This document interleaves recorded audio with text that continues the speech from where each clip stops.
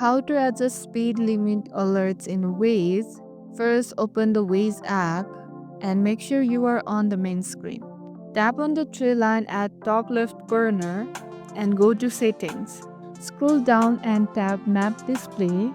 Again, scroll down and you will see speedometer. Tap on it. This is where you can manage all your speed limit settings. Now make sure show speed limit is turned on.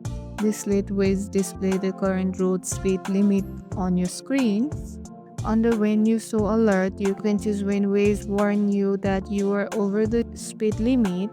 Always means get alert every time you exceed the limit. When above limit means set a buffer like 5, 10 or 15 km per hour before it alerts you. Once you customize the settings, go back, Waze save everything automatically. Speed alert not only help you avoid tickets but also keep you driving safely. Perfect for long trip or unfamiliar roads. And that's it. If this video helped you, don't forget to like, share and subscribe to our channel and see you in the next video and thank you for watching.